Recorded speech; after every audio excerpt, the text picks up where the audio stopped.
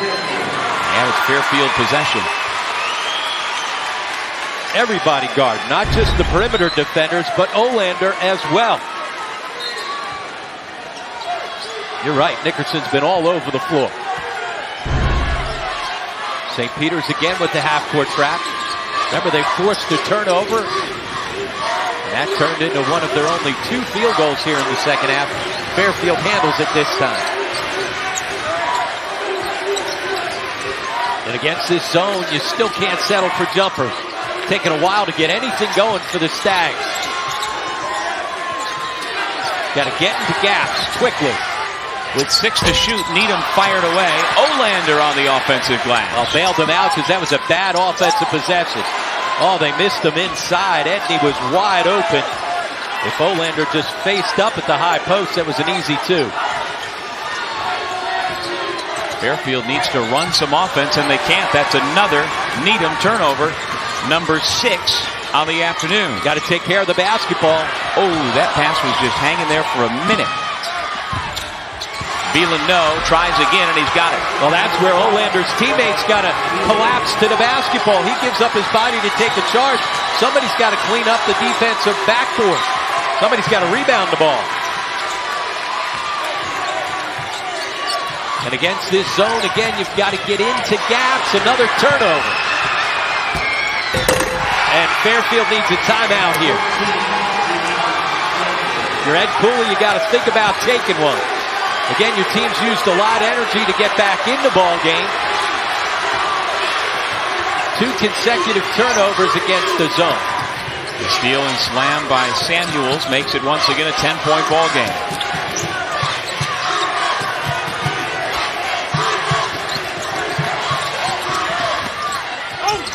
Needham blocked. St. Peter's defense holds again.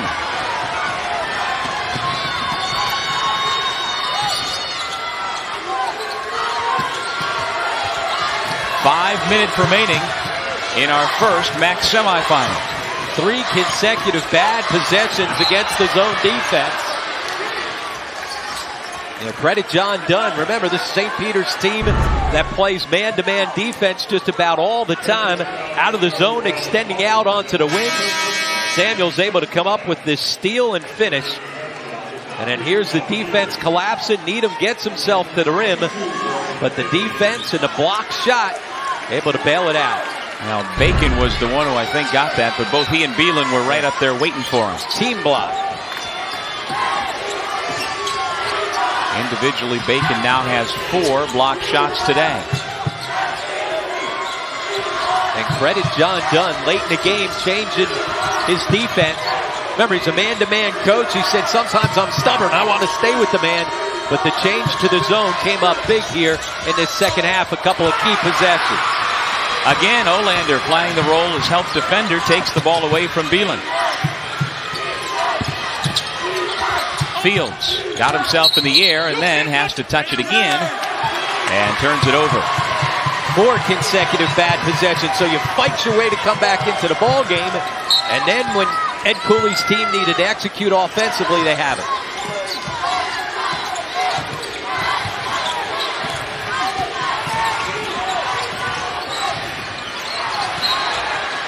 Out St. Peter's as Samuels picked up the dribble in the backcourt with only 1 second to get it over.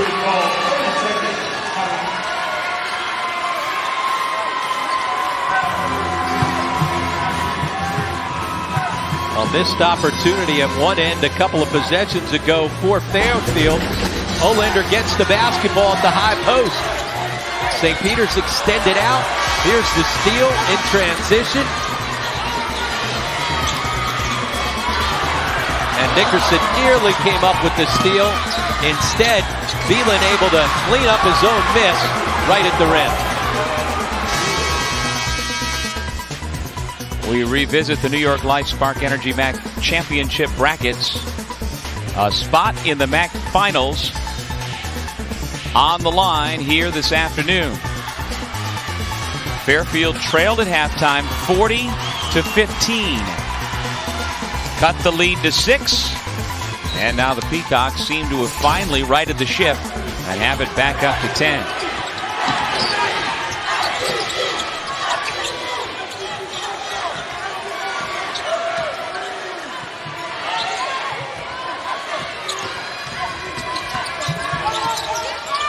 Leon allows Nickerson to go by him. Olander another rebound.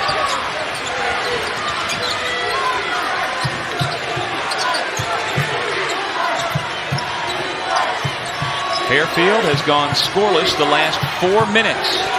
3 turnovers, 0 for 2 during that time. And again, it's the execution in the half-court offense that's been problematic lately. And they can't get it started. Shot clock down to single digits again. Needham stripped again. Another steal for Samuels. And 7 turnovers from your first-team All-MAAC guard. 22 on the game for the Stags.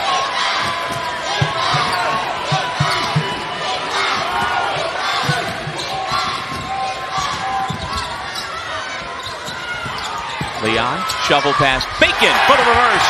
Wow, that's a big bucket right there. Senior to senior. Leon able to dribble, penetrate deep into the lane, collapse the defense, and unselfishly gives it up. 6 straight points for the Peacocks. There's the drought for the Stags. And Doug, they've just been really passive on the offensive end. Everything's been on the perimeter. 2-point shot for Hawkins. Wow, they needed that one. Keeps them alive, and Ned Cooley takes a quick timeout. Where on earth would the Stags be without Urel Hawkins?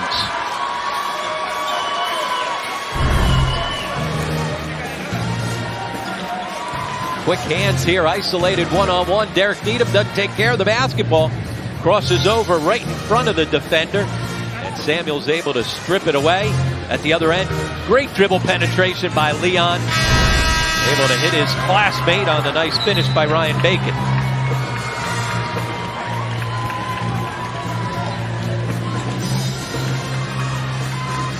All right, let's hear from Joe Boylan. His thoughts on this crazy second half so far, Joe. Unbelievable basketball game, really.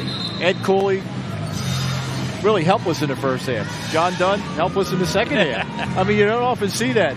What's a crowd do for you in a game like this? Every good play, they emphasize.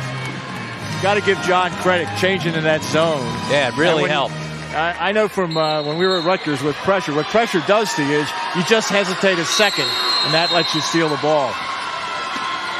Back to you guys. Thank you, Joe. 2.5 minutes remaining in our first semifinal.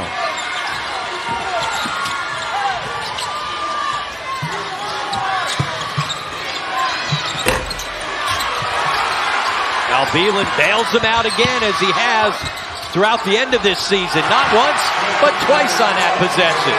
Great effort by Beelan to get after it on the offensive glass and then come up with a big finish. That may have been the dagger. 15 points now for Jerron Beelan. Lyndon Jordan, a wild 3. And the foul given up. And here's where your lack of three-point shooting comes back to haunt you late.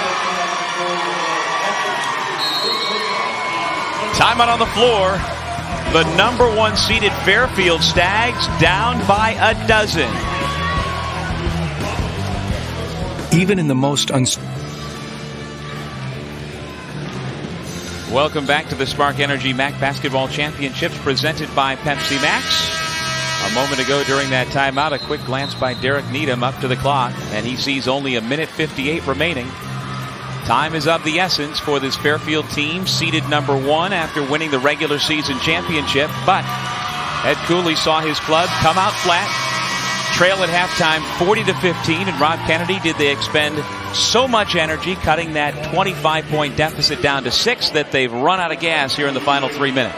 Well, 2 things. Yes, a lot of energy to get back into the ball game, but then when John Dunn switched up defenses for a couple of possessions with the zone, then it wasn't energy, it was execution.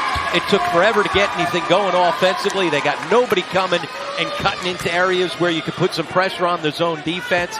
And that little stretch with lack of execution, 4 straight trips up the floor with bad offensive possessions in the end, may have been what killed them late. A total of 22 turnovers here this afternoon for Fairfield so far. St. Peter's riding a 10-2 run to seize control once again. Up 14, final 2 minutes. Nickerson out of control, but a foul called against the Peacocks. And Doug, I think the other big thing is the clock is running. Whoops, clock's running. They're going to have to go to the monitor and check that one out.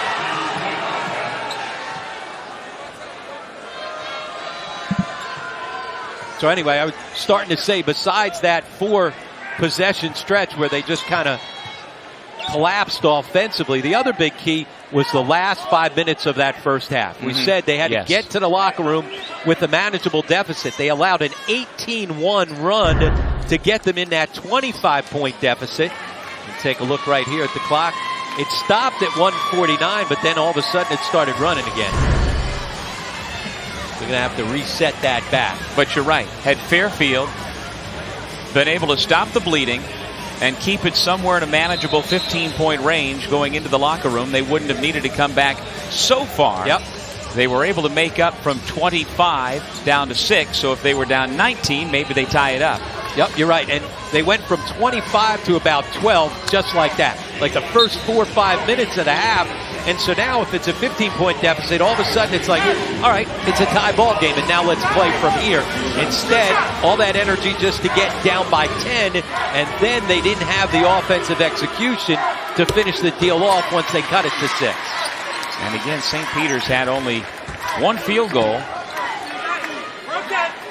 for the longest time here in the second half. It took 12 minutes in the second half for St. Peter's to get its second field goal. And in spite of that, they were still able to hold on for this lead.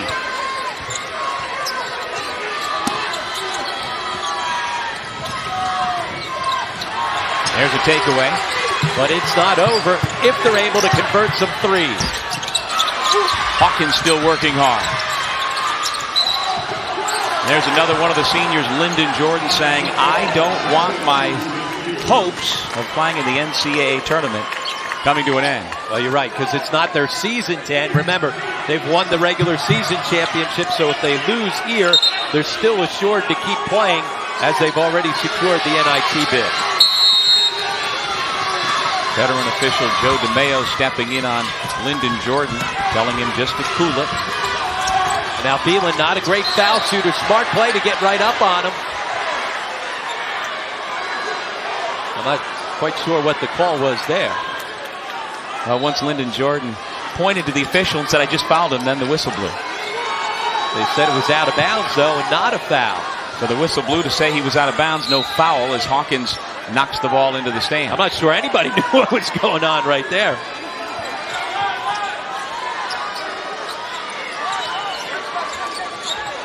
Well, is Fairfield looking to give up the foul now? Yeah, you got to give up the foul. Remember, St. Peter's not a very good foul shooting team. Last in the MAAC at just 63%. Got to keep it out of Leon's hands as well as Jenkins. They're their 2 best foul shooters. There the foul given. Very near to having a steal. It'll be a 1-and-1 as that's the 8th team foul against Fairfield. Now Jenkins at 74%. As you see Hawkins limping around. Leon at 83%. Everybody else, bad foul shooters, so you got to force the ball into their hands.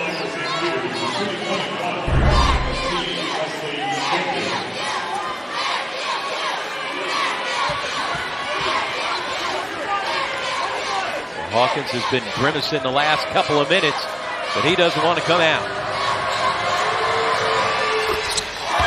Jenkins, the senior from Newark, New Jersey, calmly hits the first.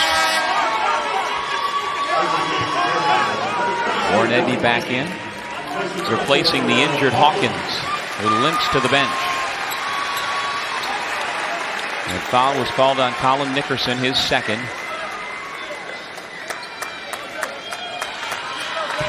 For Wesley Jenkins, a knee injury suffered during a pickup game back on October 1st put his senior season in doubt, but a couple of big free throws gets him that much closer to playing in tomorrow night's MAAC championship game for a spot in the NCAA tournament. Staying in the zone and just extending as far out. Edney with the tip back. Now they got to get right up into full court pressure. They got to keep the ball out of Jenkins' hands. That's where you just got to get up, face guard, not allow it to be inbounded to Leon or Jenkins.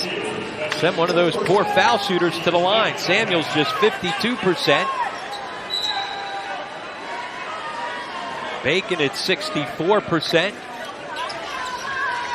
And then as well, Beelan at 57%. So you got to play percentages late in the ball game, trailing by 12. Fields goes out with his 4th personal foul. Hawkins limps back into the ball game as Wesley Jenkins has himself another 1-1. Yeah, the last 1-1 as they're now at 9 team fouls.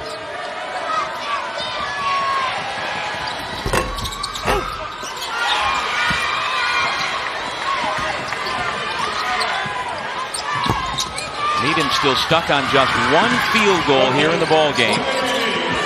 Swarming Fairfield defense handled somehow by the Peacocks, and Bacon puts the finishing touch, perhaps.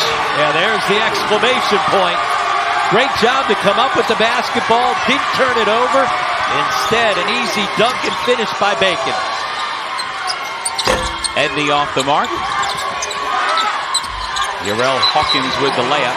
Timeout Fairfield.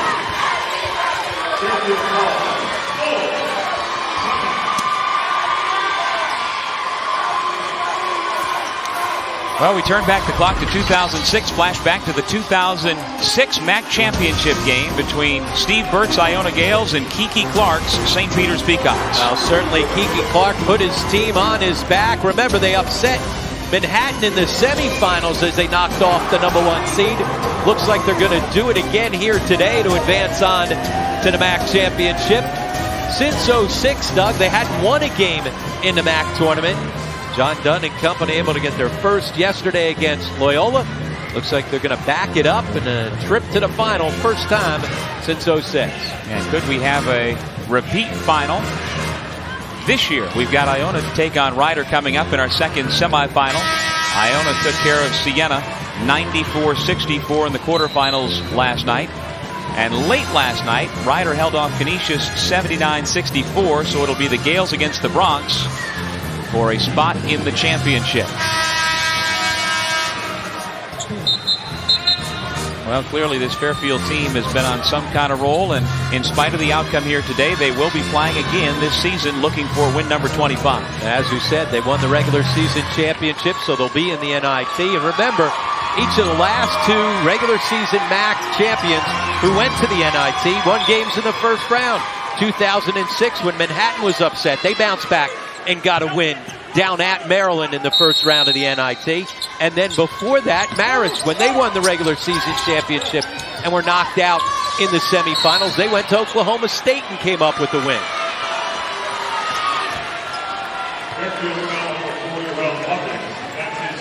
Fifth foul on Yarel Hawkins, and so the senior who has played so hard and so efficiently for the Stags limps off the floor to a standing ovation after having put up 17 points, including a big one early. Yeah, went over the 1,000-point mark early on in the ball game, but certainly not the way that he wanted this MAAC tournament then. We said his season's not over because they're going to continue to play in postseason in the NIT. In the last couple of years when we were heading into the tournament, the #1 seed, especially the last 2 years, Siena, you could have made a case, well, maybe if they get upset in the tournament, maybe they'll get an at-large. Maybe not so much last year, but clearly the year before, that was certainly in play.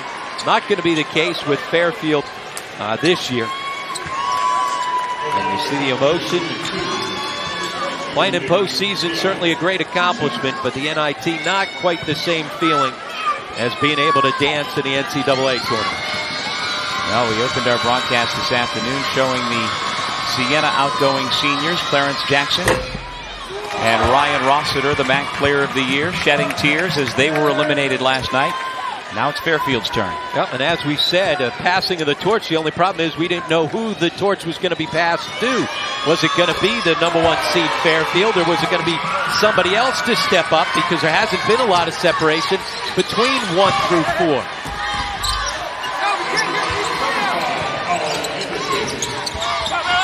The Stags still scrapping. Nickerson again seems to be everywhere. After he makes the layup, he ties up Nick Leon.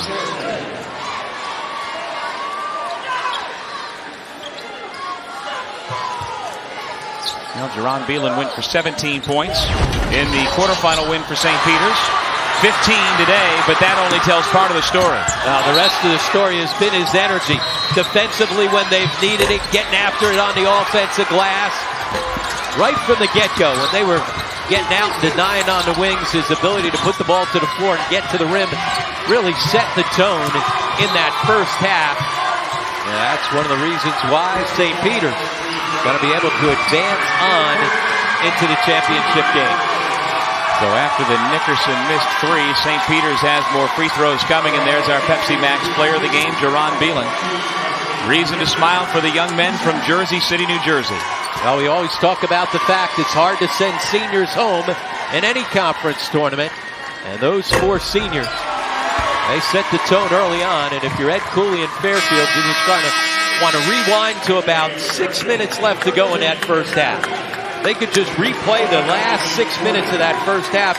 Might have been a different ball game, but they just let it get away from them so quickly. Ed Cooley with an uncharacteristic technical that got him a couple extra foul shots, and from there his team just kind of collapsed for a couple of minutes instead of kind of fighting back like we've seen all season long. Good to see the fight though here in the second half from the Stags. They certainly made it interesting. But this core four of seniors for St. Peter's, who 3 years ago as freshmen lost 18 straight ball games, have gone on to the MAAC championship game tomorrow night. And walk away with their 19th win on the season. You know, both these coaches have won more games each and every year that they've coached their team. It's incredible when you think about that.